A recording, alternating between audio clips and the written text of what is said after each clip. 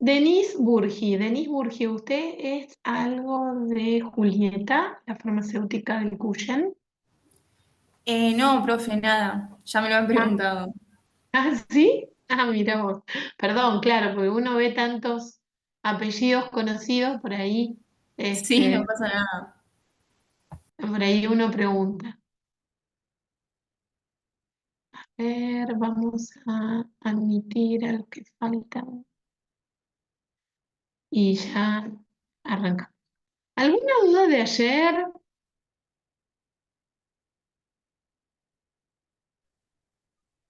de benzodiazepinas? ¿Alguna cosa que no haya quedado bien en claro?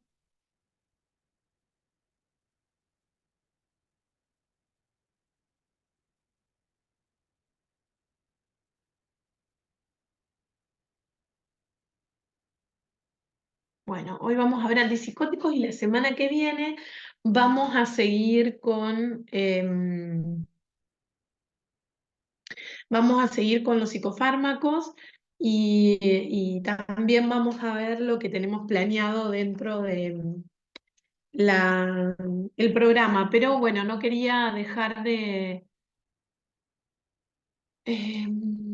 no quería dejar de darles un espacio primordial al tema del tratamiento, ¿no? Porque es importante conocerlo. Así que bueno, hoy vamos a ver antipsicóticos. No veo la sala de espera. Bueno, ustedes me avisan si hay alguien que está esperando. Si no, yo les voy a compartir. Esperen un cachito.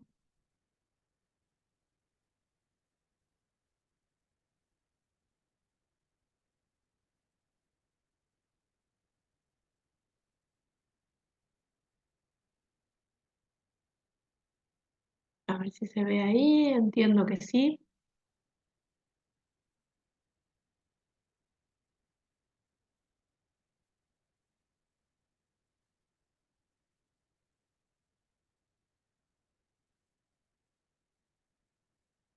Bueno, recuerden entonces que dijimos que las benzodiazepinas ayer que tenían acción más prolongada en relación al tiempo de vida media, que es el tiempo en el que tarda en eliminarse el 50% del fármaco del organismo, son las que menos potencial de abuso y dependencia tienen, como el clonazepam y el diazepam, aunque son de por sí medicamentos que tienden a producir cierto grado de abuso, ¿no? Espérenme que tengo la pantalla medio abajo, ahí está. Entonces teníamos clonazepam, diazepam, pero también habíamos dicho que el lorazepam era beneficioso porque no tenía metabolismo hepático. Entonces en los pacientes que desconocemos los antecedentes sobre la función hepática o en aquellos que tienen alteración en la función hepática, es importante poder tenerlos en cuenta. Y después tenemos los análogos a las benzodiazepinas, que son la sopiclona o esopiclona y el solpidem, que son los inductores del sueño que decíamos, ¿no? Que los utilizamos para los cuadros donde se necesita inducir el sueño. Las diferentes vías de administración, que tienen que ver más bien a veces con una cuestión de inicio de acción o a veces un efecto placebo para que el paciente se sienta cómodo. La potencia, recuerden la equivalencia entonces, ¿no? 0,25 de clona equivale a 0,5 de alprazolam, a 5 de diazepam y 1 de lora. Digo para que recuerden, porque por ahí si un paciente viene con 5 miligramos de diazepam, no es lo mismo que tome 2 miligramos de clonazepam. 5 equivalen a 0,25. ¿Se entiende? Eso es porque a veces hay que intercambiar una con la otra o hay que ver qué efecto producen, ¿no? Para aumentar la toma o reducirla y eliminarla.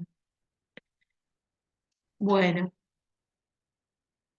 esto era importante, que no se los dije ayer, pero me parece importante tener en cuenta cuáles son la definición de tolerancia, dependencia y abstinencia, para cada grupo farmacológico va a haber un síndrome distinto de abstinencia, pero básicamente la tolerancia es la necesidad de utilizar mayor cantidad de dosis para lograr ese mismo efecto. Hay algunos medicamentos que lo producen de manera temprana y otros lo producen un poquito más tardía. La dependencia la vamos a dividir en física y psíquica. Tiene que ver un poco, a veces la dependencia psíquica está antes de que aparezca la dependencia física. Tiene que ver un poco con cómo el paciente cree que esa medicación va a actuar. Y la física obviamente se manifiesta con síntomas, a través del cuadro de abstinencia. Y bueno, después existen síndromes de discontinuación, como puede ser la suspensión aguda, donde puedan aparecer recurrencia de los síntomas originales o síntomas de rebote, donde están los originales más otros síntomas sobreagregados.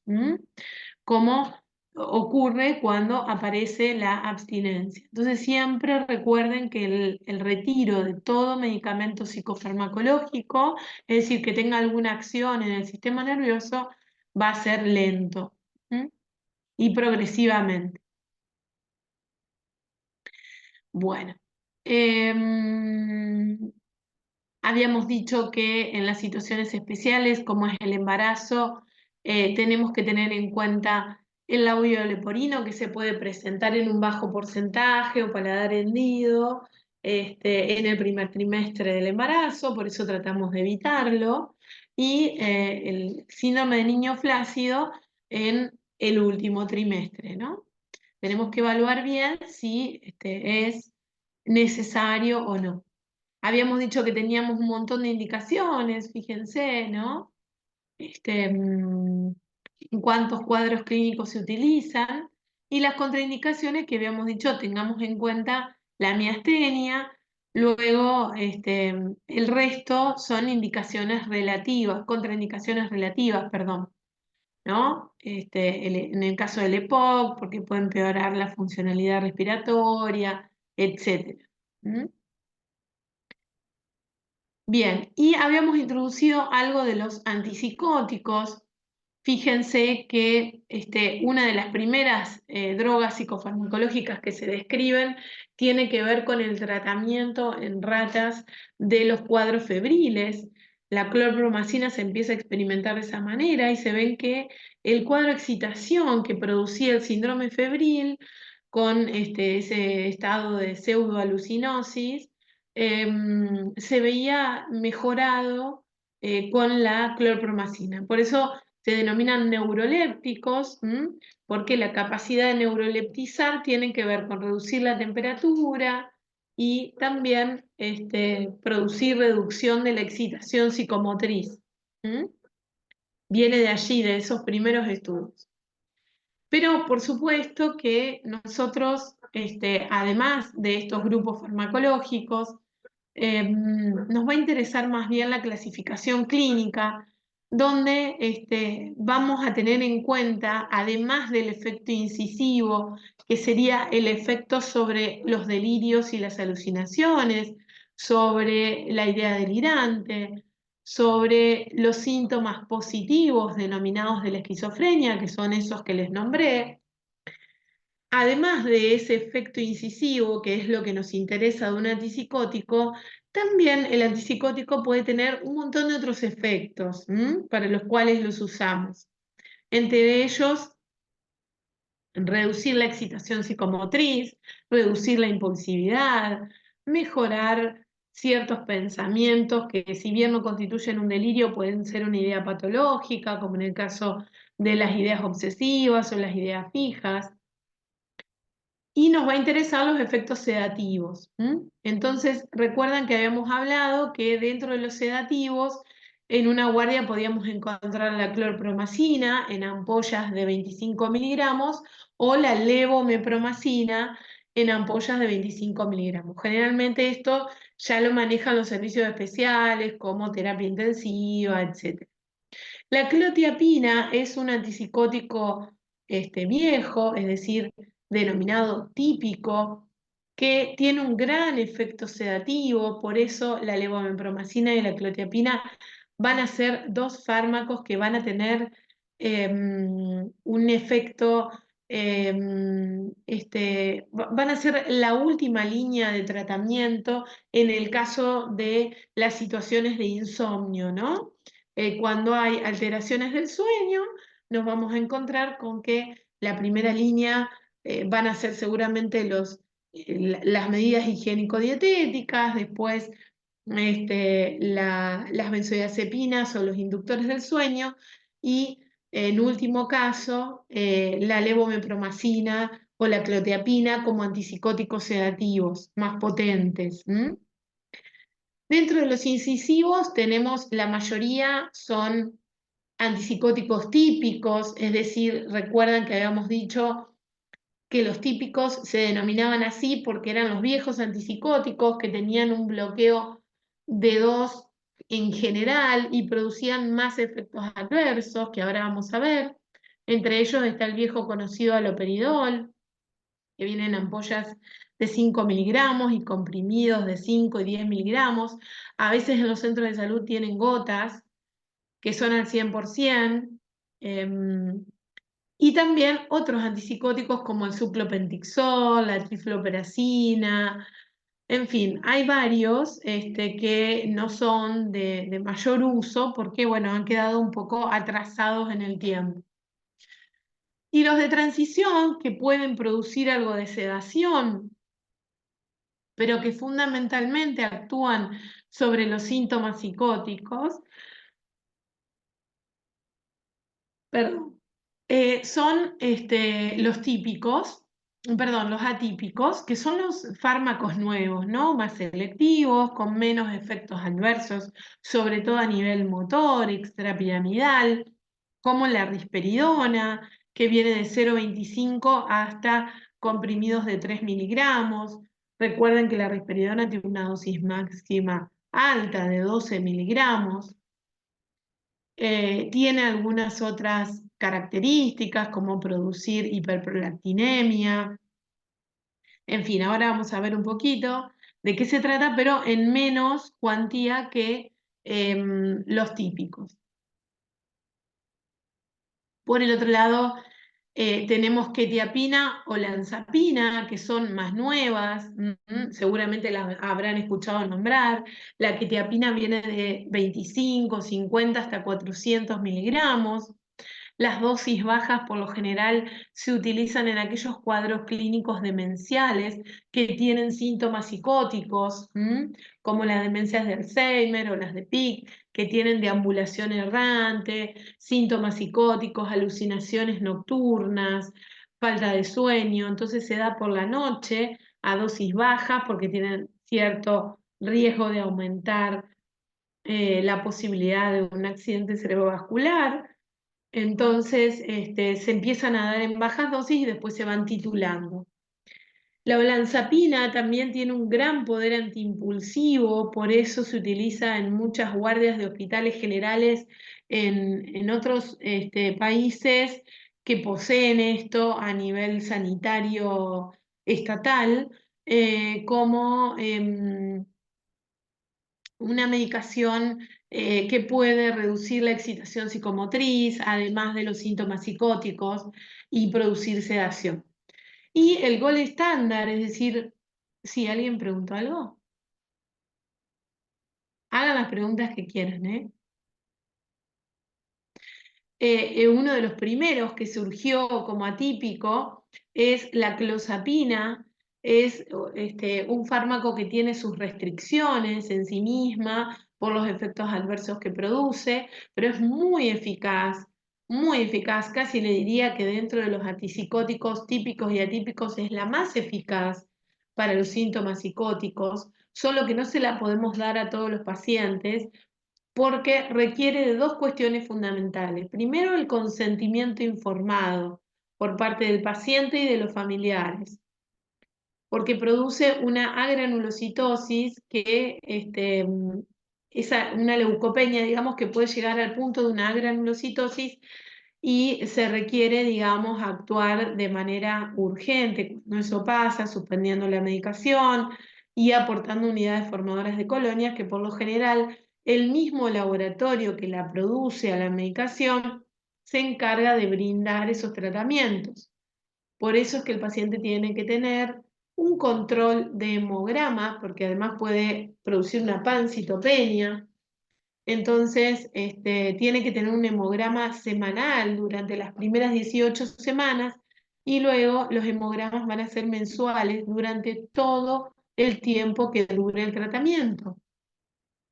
Imagínense que si se trata de una psicosis, de resistencia a otros fármacos antipsicóticos, por supuesto que merece la pena de una clozapina, pero si del paciente ese no vamos a tener controles frecuentes, no podemos arriesgarnos a que el paciente tome una medicación que no sabemos en qué momento del tratamiento ni con qué dosis pueden aparecer estos síntomas. Si bien son síntomas poco frecuentes, son bastante graves a la hora de presentarse porque el paciente se puede complicar como un gran inmunodeprimido. Entonces, si el paciente se complica, ahí estaríamos, digamos, ante una circunstancia difícil si no contamos con los controles debidos o el consentimiento informado. Entonces, recuerden que viene en dosis de 100 miligramos la clozapina y que la utilizamos en situaciones especiales. Tratamos de evitarlas en ancianos y la usamos en aquellos pacientes que podemos tener una buena adherencia al tratamiento, que podemos controlar tanto el hemograma como la dosis de la toma de la medicación. ¿Mm?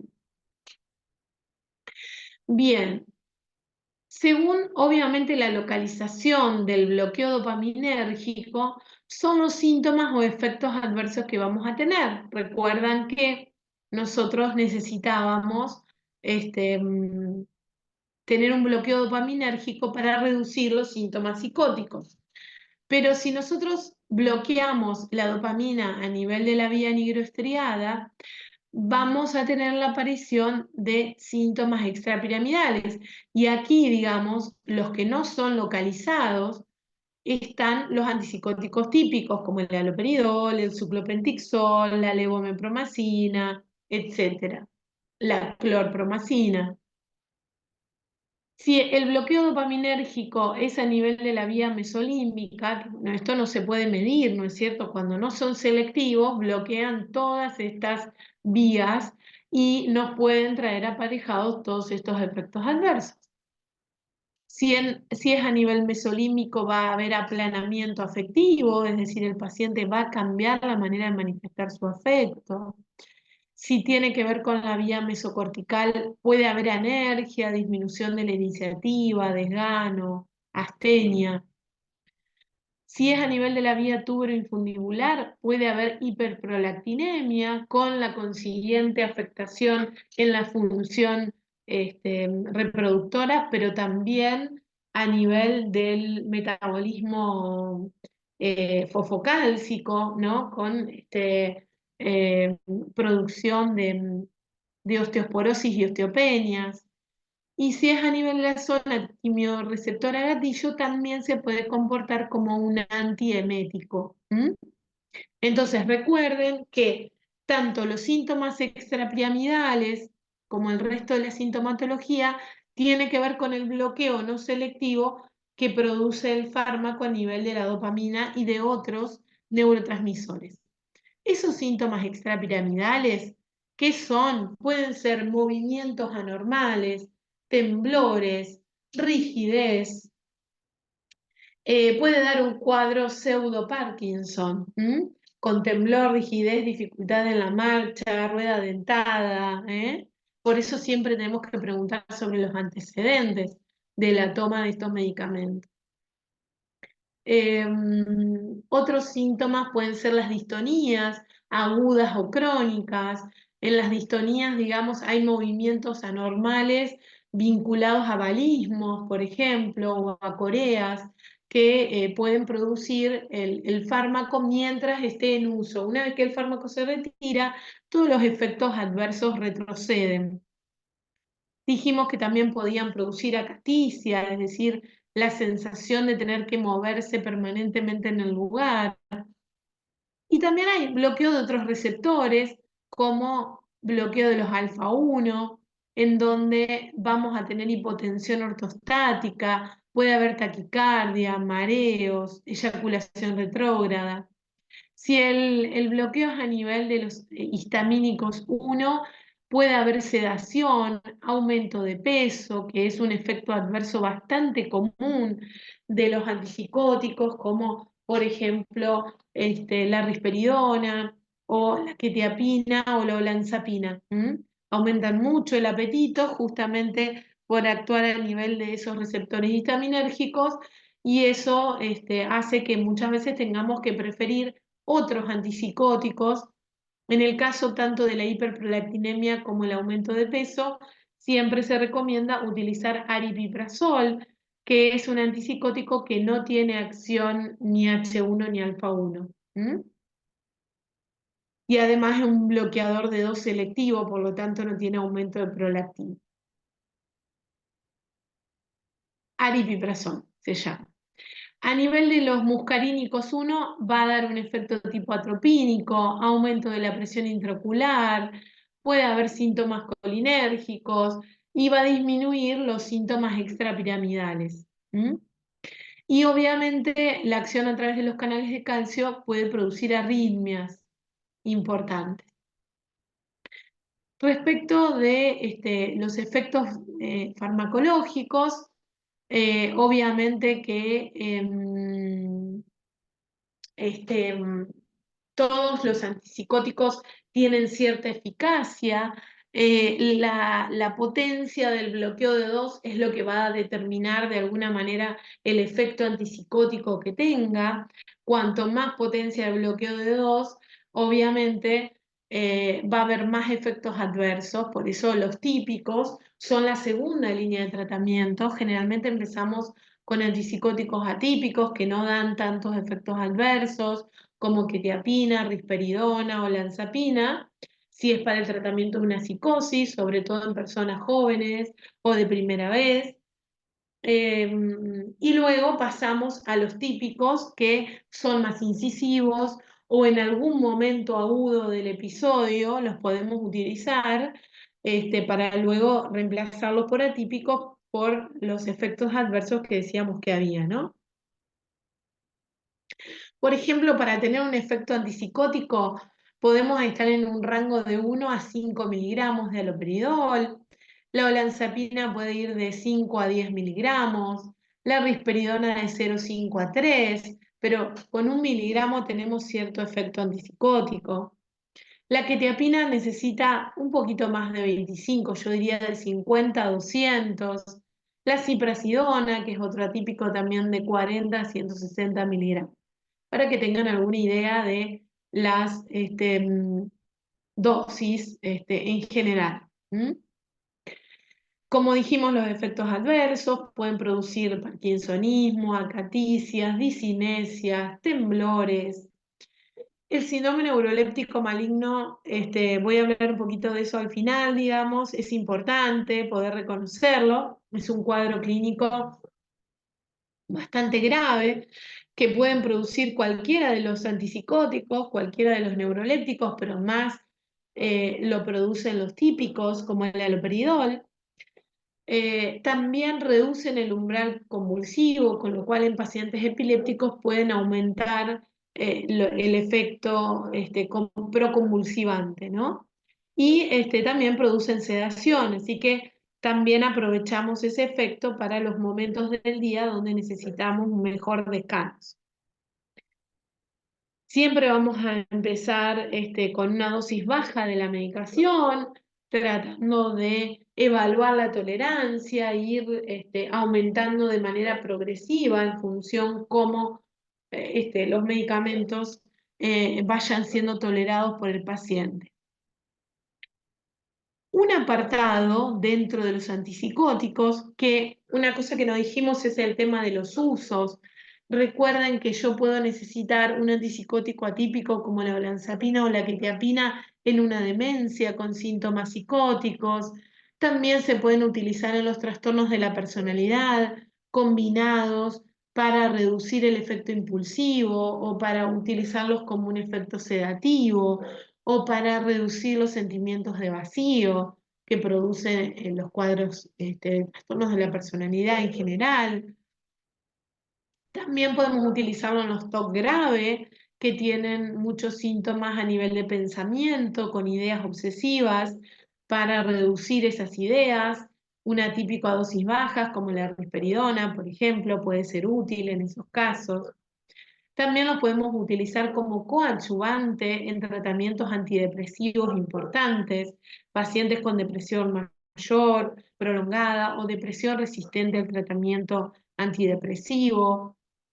Y por otra parte también en los trastornos bipolares, sobre todo en la manía, pero también en la depresión como coadyuvante de los estabilizadores y de los antidepresivos.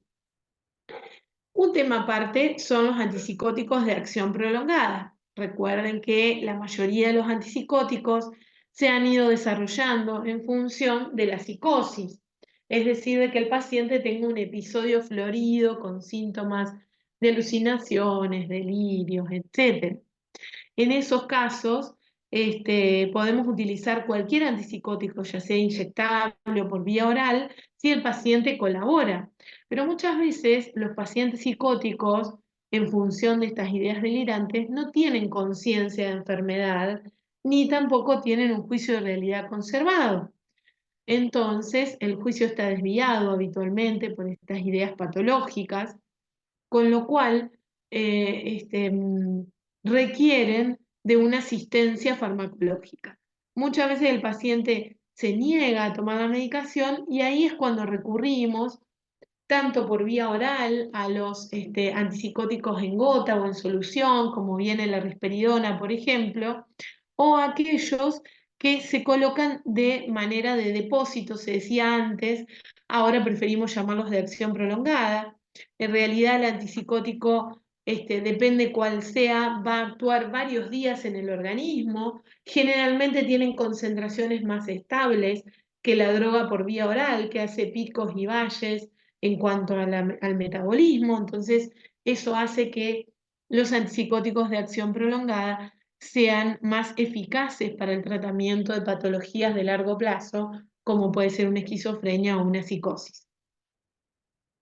Los más viejitos son el suclopentixol, bromperidol, el haloperidol. Habrán escuchado hablar del decanoato de haloperidol, lamentablemente no es un haloperidol común, es una medicación que tenemos que tener cuidado porque a veces en los zancos de los pueblos todavía existe, en las guardias.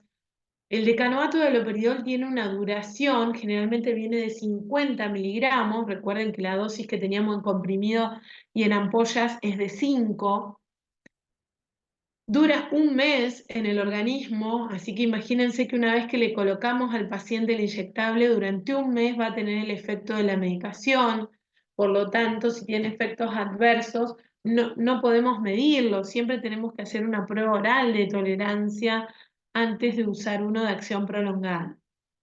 Antes en los pueblos se lo colocaban a los pacientes con síntomas psicóticos o pacientes añosos o pacientes que venían con un cuadro agudo. Esto no debe utilizarse en el momento agudo. Y vienen unos nuevos que son muy interesantes. En Europa hay olanzapina y aripiprazol como medicación de larga duración.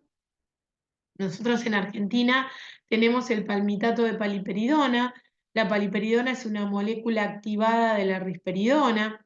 Es muy eficaz para el control psicótico y es una medicación muy segura que viene en aplicaciones de un mes, 2 meses, 3 meses y hasta 6 meses. Es decir, que solamente 2 veces al año el paciente se tiene que colocar el inyectable para poder controlar sus síntomas. Y eso obviamente mejora mucho la posología, la forma de administración de la medicación. Así que son medicamentos que hay que tener en cuenta. Además, porque cuando estos están colocados en el organismo, no se puede eliminar la acción, entonces es muy importante a la hora de los antecedentes del paciente. Bien, respecto de las situaciones especiales, solo decirles que conviene manejarse en el embarazo y la lactancia con haloperidol. De todas maneras, cuando ya necesitamos un antipsicótico en estos pacientes, es preferible consultar con el especialista que tiene otro manejo de las guías para saber qué antipsicótico en qué momento se puede utilizar. Y fíjense las indicaciones: esquizofrenia, trastornos bipolares, psicosis inducidas por sustancias, otro tipo de psicosis como el trastorno delirante crónico o la paranoia, la agitación psicomotriz, los trastornos motores y otras indicaciones como también pueden ser el TOC, como dijimos, o los trastornos afectivos pero depresivos. Y los cuadros de trastornos de la personalidad. Y dos palabras decirles sobre este efecto adverso que habíamos mencionado hoy, que se denomina síndrome neuroléptico maligno. Fíjense que la incidencia es muy baja, de 0,5 al 1% de los pacientes lo padecen. El punto es que, más allá de que sea más común en hombres jóvenes, es un cuadro de instalación rápida que produce rápidamente una evolución que, si nosotros no identificamos de qué se trata, puede llevar al paciente a complicarse verdaderamente hasta su vida, ¿no? Entonces, tenemos que tener en cuenta que es relativamente sencillo de identificar. En principio, vamos a tener el antecedente de la toma de la medicación antipsicótica. Generalmente son típicos como haloperidol, clorpromacina, etc. La medicación, obviamente, si bien es de aparición idiosincrática, es decir, puede aparecer con el primer tratamiento como puede aparecer más adelante, por lo general hacen falta dosis importantes de la medicación para que se dé el cuadro. Los síntomas, los signos vitales están en más: hay taquicardia, hipertensión, hipernea, sudoración, deshidratación. También hay fiebre y rigidez muscular. Puede estar comprometido el sensorio con un cuadro estuporoso. Por lo general evoluciona a la rhabdomiólisis y allí, a partir de eso, a la falla multiorgánica con insuficiencia renal. Por eso es necesario que el paciente sea derivado a un área de mayor complejidad. Las primeras medidas que tomamos son suspender el antipsicótico, colocar una vía de hidratación para que el paciente esté bien hidratado y derivar a un centro de mayor complejidad donde cuenten con terapia intensiva para hacer soporte de todo el resto de las funciones vitales. Pero recuerden que, si bien es un cuadro raro que podemos solucionar fácilmente suspendiendo la medicación, tenemos que descartar, porque fíjense que se presenta con fiebre y todos los signos vitales aumentados. Entonces puede ser un foco infeccioso. Me ha pasado muchas veces de que el paciente esté con una neumonía o que esté con un foco en piel, con una celulitis, y es tratado como un neuroléptico. No, en ese caso hay que tratar el cuadro infeccioso primero.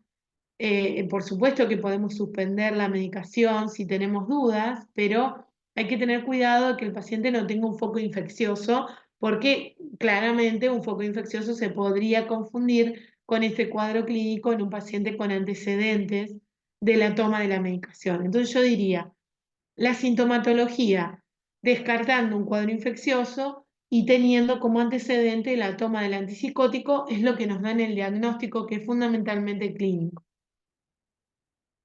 Es un tema a tener en cuenta. Es difícil el manejo del paciente que ha hecho neurolépticos, porque a veces puede repetirlos, incluso puede hacerlo con dosis bajas de atípicos. Generalmente utilizamos atípicos porque los síntomas psicóticos hay que controlarlos, pero bueno, es ya más de manejo del especialista. Yo se los quería traer a título informativo. Bien, entonces recuerden cuáles son los efectos adversos, cuáles son las indicaciones, las contraindicaciones y el mecanismo de acción por el cual van a estar divididos en típicos y atípicos o de transición, incisivos o sedativos, ¿no? En función de lo que querramos del fármaco en sí mismo, más allá de la función neuroléptica. ¿Alguna pregunta?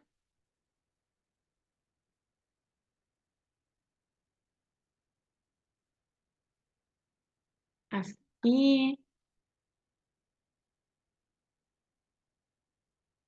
Por ejemplo, un cuadro muy común que solemos tener en los centros de salud puede ser un episodio psicótico desencadenante de primera vez, o puede ser también que el paciente tenga un consumo de sustancias asociado. Por lo general le pedimos un laboratorio de control para ver el hemograma, nos interesa saber la función renal, hepática y también la función tiroidea. Y luego de eso podemos empezar, por ejemplo, con una risperidona. Está dentro del vademecum provincial y que tiene un buen efecto antipsicótico, siendo un atípico de bajo costo, con el que podemos iniciar un tratamiento. Si el paciente tiene síntomas leves, se trata de un TOC, de una depresión, podemos usar dosis de 0,5 o 1 miligramo. Si ya se trata de un cuadro psicótico, podemos llegar de 3 a 9 miligramos, para darles un ejemplo en general, ¿no? Luego, cualquier cuadro de excitación o de alucinaciones que pueden estar en el delirium tremens, en la abstinencia de alcohol, en la intoxicación aguda, se pueden utilizar de manera intravenosa o intramuscular, como habíamos dicho, combinados con una benzodiazepina en los casos agudos que llegan a la guardia de los hospitales generales, con excitación psicomotriz.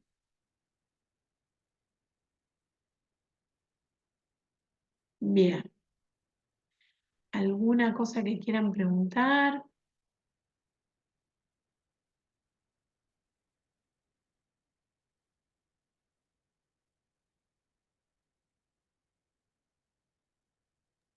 No, profe. Ok. Bueno, si les parece, el lunes próximo, no es feriado, nada, nos encontramos en la FACU y continuamos con antidepresivos y estabilizadores del ánimo.